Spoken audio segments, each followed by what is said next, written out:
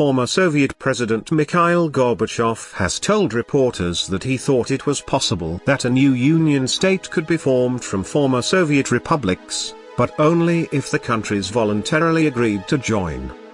Not the Soviet Union, but a new Union state. I think that a new union is possible, Gorbachev said in an interview with TASS, timed to coincide with the 25th anniversary of the dissolution of the USSR. It could be within the same borders and formed with the same states, but voluntarily, he added.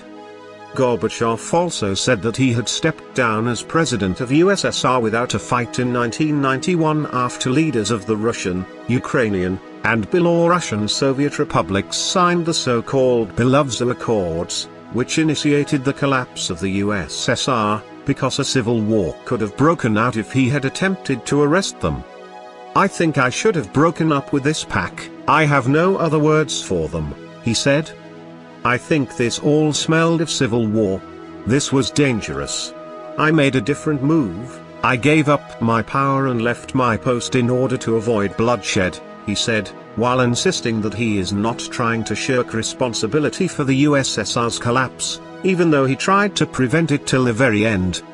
In the interview, Gorbachev didn't miss the opportunity to once again blame the signing of the Belovezh Accords, and all the consequent events, on Boris Yeltsin's immense appetite for power. However, in commenting to the Lenta.ru website, Russian Communist Party Valery Rashkin branded Gorbachev's latest remarks as populist and provocative. I don't trust a single word he says. Gorbachev is an absolute populist and provocateur. He is playing on the feelings of citizens because he knows what public opinion polls and society's general mood shows, Rashkin said. He had everything needed to prevent the country's collapse: the military, the KGB, the police. 80% of the citizens voted to preserve the USSR back then, he added. However, the lawmaker agreed that the idea of forming a new great power from former Soviet republics may be appealing to some. Even now, over 50% of Russian citizens support the USSR's restoration, especially the younger generation that knows nothing about what it was really like, he said. Vladimir Putin's press secretary, Dmitry Peskov, described Gorbachev's perspective on the prospects for a new Union state as a personal point of view. In late November, Russia's independent public opinion research center, Levada, released the results of a fresh poll which found that 56% of Russians regretted the demise of the USSR and 51% supported the idea of restoring it.